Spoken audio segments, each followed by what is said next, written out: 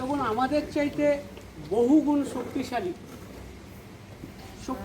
Incense বিজ্ঞানে শক্তিশালী, চিকিৎসা শাস্ত্রে শক্তিশালী, সমস্ত দিক দিয়ে শক্তিশালী আমেরিকা, স্পেন, রাশিয়া, ইউকে সমস্ত রাষ্ট্রগুলোর তুলনায় আমাদের প্রধানমন্ত্রী নরেন্দ্র মোদী একটা সঠিক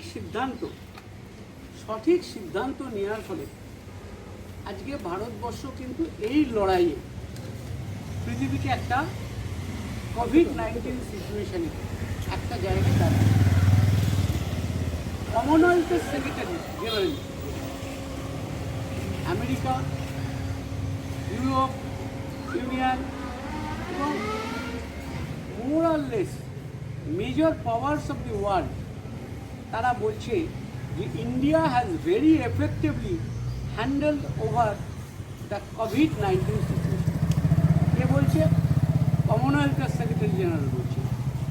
আমেরিকা, ইউরোপ ইউনিয়ন সব জায়গায় কাজ করছে। India's mission Sagar and her effort to help neighboring countries during these countries have been recognized by the whole world. এই জায়গায় দাঁড়িয়ে আজকে পৃথিবীতে যে জায়গায় পৃথিবী পৌঁছেছে তার তুলনায় ভারতবর্ষ নিশ্চিত করে অন্যান্য রাষ্ট্রের তুলনায় ভারতবর্ষ একটা জায়গায় সেই কোভিড-19 সিচুয়েশনে দাঁড়িয়ে আমাদের ভারতবর্ষের প্রধানমন্ত্রী সঠিক নেতৃত্ব আজকে ভারতবর্ষকে এক জায়গায় দাঁড় করিয়ে প্যান্ডামিক পশ্চিমবাংলাতেও এফেক্ট হয়েছিল।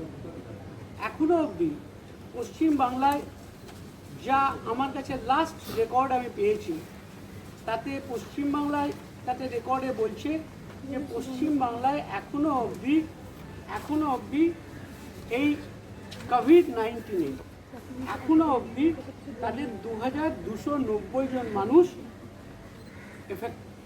আক্রান্ত হয়েছে এবং তাদের সরকারের পরিসংখ্যান অনুযায়ী তারা বলছে যে তারা ডিসচার্জ করেছে 700 জন লোককে।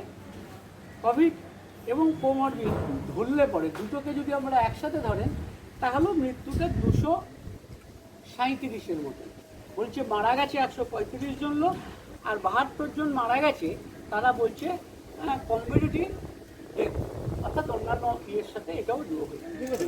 সরকার প্রথম সময় থেকেই এটা রাজনীতির মধ্যে ঢুকিয়ে নিয়ে পুরো ব্যাপারটাই গোলমেলে প্রথম কথা হচ্ছে পশ্চিমবাংলায় ভারতবর্ষে যেখান থেকে লকডাউন হয়েছে সেই দিন থেকে ঠিক যদি সেইভাবে লকডাউন মানা হতো তাহলে আজকে এই পরিস্থিতি। আর আজকে আপনাকে এত কথাও বলতে না, প্যান্ডামিক হয়েছে, কারোর তো দোষ নয়। সুতরাং ভারতবর্ষের প্রধানমন্ত্রী যে কথাগুলো বলেছিল সেই রাস্তায় না হেঁটে আজকে অহেতুক পরিস্থিতিটাকে জটিল করছে এই রাজ্য সরকার। কোভিড-19 সিচুয়েশন চলছে, এরই মধ্যে বিভিন্ন জায়গায় বিভিন্ন ধরনের ঘটনা হচ্ছে। আমার একটা বক্তব্য ছিল যে কোনো লড়াই মানুষকে সাথে ছাড়া হয় না। আজকে দাঁড়িয়ে মানুষকে সাথে নিয়ে লড়াই করতে হয়। আপনি কোনো জায়গাতে দেখুন একটা যারা বিজেপির সাংসদ তারা তো জনগণের হয়ে নির্বাচিত সাংসদ, তারা তো নির্বাচিত বিধায়ক, তাদের কিন্তু কোনো জায়গায় এইভাবে আটকে দেওয়া হচ্ছে, তারা মানুষের কাছে পৌঁছতে পারছে। আমি মাননীয় মুখ্যমন্ত্রীর কাছে অনুরোধ করব এই লড়াইটা উনি সবাইকে নিয়ে লড়ুন, যাতে সবাই এতে পার্টিসিপেট করে এই লড়াইটা লড়তে পারেন। ভারতবর্ষের ক্যাপ্টেন প্রধানমন্ত্রী নরেন্দ্র মোদী এই কোভিড-19 সিচুয়েশন নিয়ে যেভাবে লড়াই করছেন এবং ভারতবর্ষকে যে জায়গায় নিয়ে গেছেন, আমরা সবাইকে বলবো এটাকে একসাথে লড়াই করেন। এইটুকুনি আমি বললাম, আপনাদের কিছু বলার থাকলে বলতে পারেন। কিন্তু আপনি বলছেন কন্টেনমেন্ট জোনের সংজ্ঞা পাল্টে দেওয়া হয়েছে, কি কারণে বলছেন? মানে কি কারণে এটা পাল্টে দেওয়া হয়েছে? কন্টেনমেন্ট জোনে আজকে ধরুন যে বর্তমানে আমি দেখেছি খবরটা,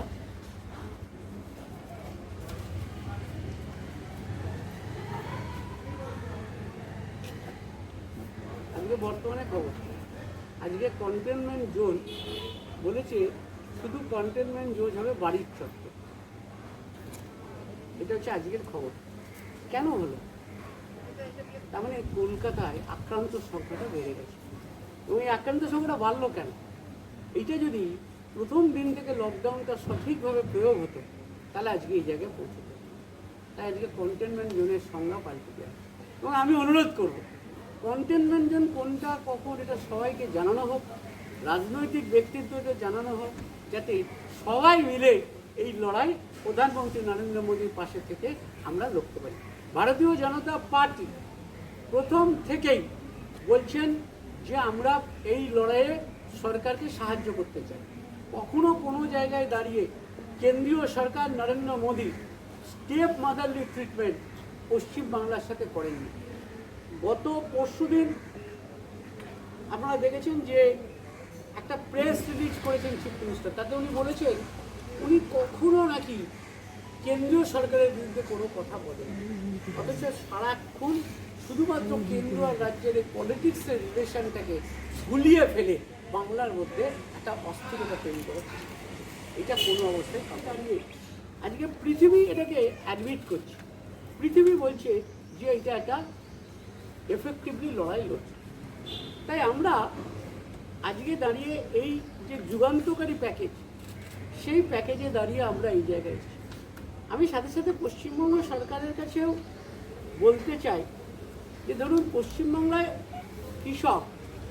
কৃষকের মধ্যে প্রায় ধরুন যে পশ্চিমবঙ্গের যে কিষাণ নিধি 2 বছরে তারা 6,000 আর 2,000 8,000 টাকা তারা পেতেই পারত যদি শুধু রাজনীতির আবর্তে এটাকে আটকে রাখা যায়। তাহলে কিন্তু 8,000 কোটি টাকা এক্ষুনি প্রত্যেক কিষাণকে তারা দিতে পারে। কেন্দ্রীয় সরকার যা দিয়েছে অনুদান সারা ভারতবর্ষের অন্যান্য রাজ্যগুলোতে। আয়ুষ্মান ভারত, এটা যদি রাজনীতির আওতায় না থেকে আটকে না দেওয়া হতো তাহলেও আজকে প্রচুর জায়গায় এই জায়গায় দাঁড়িয়ে যে প্রথম চোটেই আজকে পশ্চিমবাংলার ক্ষেত্রে আমাদের লকডাউন প্রথম চোটে দাঁড়িয়ে এই জায়গায় প্রথম চোটে ঠিক জায়গায় পৌঁছতে পারলে তাহলে কিন্তু আজকে কলকাতায় এইভাবে নতুন করে কন্টেনমেন্ট জোনের ব্যাখ্যা পাল্টে দিতে হবে। কন্টেনমেন্ট জোনের ব্যাখ্যা পাল্টে দেওয়া হচ্ছে। কন্টেনমেন্ট জোন নিয়ে বলতে গিয়ে বলা হচ্ছে যে কন্টেনমেন্ট জোন মানে হচ্ছে বাড়িটা হচ্ছে কনভেন্ট। আর ইংরাজির ব্যাকরণ, ইংরাজির অর্থ সব পাল্টে দিয়ে কন্টেনমেন্ট জোনের ব্যাখ্যা পাল্টে দিচ্ছে। এইরকম একটা জায়গায় দাঁড়িয়ে আজকে এই কোভিড-19 সিচুয়েশন চলছে এবং পিএম যে প্রাইম মিনিস্টার্স কেয়ার ফান্ড করা হয়েছে, তার মধ্যে প্রাইম মিনিস্টার্স কেয়ার ফান্ড থেকে 50,000 কেনা হচ্ছে, বানানো হচ্ছে ভেন্টিলেটার, রিলিফ মেজার করা হচ্ছে ফর মাইগ্রেন্টস লেবারদের জন্য। এখানে আজকে দাঁড়িয়ে ভারতবর্ষের রেল মন্ত্রী আজকে পীযূষ গোয়েল ঘোষণা করেছে যে ভারতবর্ষের প্রতিটি জায়গায় যারা পরিযায়ী শ্রমিক আছে তাদের নিয়ে আসার জন্যে 300 রেল রেগুলার চালানোর জন্যে তারা লাগবে। দেখুন, দুটো জিনিস দেখতে হবে। এই পরিযায়ী শ্রমিক কাছ থেকে আমরা আজকেই দেখেছি কিছু জায়গায় কিছু অশান্তি মানে তারা ক্যারিয়ার হয়েছে, নিশ্চিত করে সেই জায়গাটাও দেখতে হবে। আবার পরিযায়ী শ্রমিকরা যাতে ফিরে আসতে পারে, এটা সবটাই প্রধানমন্ত্রী গতকাল তার আগের দিন একটা বেতার ভাষণে ভারতবর্ষের মানুষকে বলেছে যে আমাদের স্বনির্ভর হতে হবে এবং একটা 20 লক্ষ কোটি টাকার প্যাকেজ উনি ঘোষণা করেছেন। তার প্রথম ফেজ কাল আমাদের ভারতবর্ষের অর্থনীতি বলেছে। একটা জিনিস দেখতে হবে যে এই অর্থনীতিতে এটা কোনো ব্যক্তি বিশেষ বা কোনো রাজ্যের নয়, এটা ভারতবর্ষের অর্থনীতির কথা বলা হয়েছে এবং জিডিপি গ্রোথের 10% বরাদ্দ করা হয়েছে এই যে প্যাকেজ, সেই প্যাকেজ মনে রাখতে হবে যে এই প্যাকেজ যে ব্যয় করার সিদ্ধান্ত এটা একমাত্র জাপান নিয়েছে, আর তারপরে এই পরিমাণের মানুষকে সাহায্য করার ক্ষমতা দেখাতে পেরেছে ভারতবর্ষ। আমাদের একটা মন্দের ভালো যে অর্থনীতিতে এগ্রিকালচার সেক্টরটা আমাদের কখনোই সেই অর্থে বন্ধ হয়নি। সেই কারণে অর্থনীতিটা একটা জায়গায় চলছে। এই মুহূর্তে দাঁড়িয়ে এই মিডিয়াম স্মল স্কেল ইন্ডাস্ট্রিজ যাদের জন্যে এই দায়িত্ব দেওয়া হয়েছে। দেখুন, যদি আপনি শিল্প ক্ষেত্রে দেখেন, টোটাল শিল্পের 46% লোক কর্মচারী বা কাজ করে কিন্তু এই মিডিয়াম স্মল স্কেল ইন্ডাস্ট্রিজ, 46% এমএসএমইতে কাজ করে। সেই জায়গায় দাঁড়িয়ে প্রায় 14 কোটি মানুষ কিন্তু ভারতবর্ষে এতেই কাজ করে। তাদের জন্যই কিন্তু এই যুগান্ত সৃষ্টিকারী একটা প্যাকেজ ভারতবর্ষের সরকার দিয়েছে, যুগান্ত সৃষ্টিকারী প্যাকেজ। এবং এই জায়গায় দাঁড়িয়ে এই লড়াই কোনো ব্যক্তি বিশেষের লড়াই নাই, একে নেতৃত্ব দিচ্ছেন ভারতবর্ষের প্রধানমন্ত্রী এবং ভারতবর্ষের 130 কোটি মানুষ এই লড়াই লড়ছে। এই লড়াইটাকে লড়ার জন্যে আজকে তাদের কাছে তারা যেভাবে করছে এর কোনো তুলনা নেই। না, ধরুন এটা তো ব্যাপারটা, ঘটনাটা হচ্ছে যে আতা রাজ্য সরকার দিতেই পারে, কিন্তু এটা সব ক্লাসের মানুষের কাছে পৌঁছলেই ভালো হয়।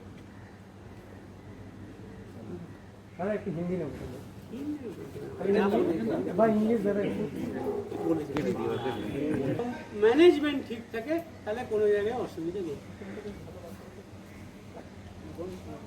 অর্থনীতির আপনি বলছেন, কিন্তু মানে যেটা রাজ্যের বা বিভিন্ন অর্থনীতিবিদ ইতিমধ্যে বলছেন যে এর একটা বড় অংশ যে কোথা থেকে আসবে, কি মানে এর সোর্সটা কি, আদৌ মানে সেন্ট্রাল গভর্নমেন্ট এর জন্য কোনো ঋণ করবে কিনা বা রাজ্যকে ঋণ অনুদান কিছু নিতে হবে কিনা, এগুলো তো এক নম্বর পরিষ্কার নয়। দ্বিতীয়ত তোমরা তো বুঝতে পারোনি যে জনধন প্রকল্পে ব্যাংক অ্যাকাউন্ট কেন হয়েছিল। আজকে বুঝতে পারছো 40 কোটি ব্যাংক নিঃশব্দে মানুষ জনধন প্রকল্পে টাকা পাচ্ছে। তোমরা কিন্তু এটা বুঝতে পারো। সুতরাং আজকে যে প্যাকেজ দেওয়া হয়েছে, যেমন ধরো 500 টাকা থেকে 1000 টাকা নিঃশব্দে পৌঁছে গেছে মানুষের, কেউ টেরও পায়নি। উজ্জ্বলা ব্যাংক, উজ্জ্বলা স্কিম, তাতে প্রায় প্রচুর মানুষকে 1000 টাকা করে অনুদান তারা পেয়ে গেছে। এবং স্বাভাবিকভাবে এই স্কিমের টাকা কোথা থেকে আসবে, কীভাবে আসবে, সব কিছুরই তার ফলো আপ ডিক্লারেশন তোমরা করো। প্রেস কনফারেন্স করেছেন এবং করে একটা কথাই বলেছেন, অমিত মিত্র নিজে বলেছেন যে 20 লক্ষ কোটি টাকার যে প্যাকেজের কথা বলা হচ্ছে সেটা সম্পূর্ণ অসত্য। মুখ্যমন্ত্রী বলেছেন যে it's a totally a big deal. আবার বলছি শুনুন, জিডিপি গ্রোথের জিডিপির যে হার, তাতে 10% টাকা এই করোনাতে খরচ হচ্ছে এবং এটা একমাত্র জাপান ছাড়া ভারত পৃথিবীর কোনো রাষ্ট্র করেনি।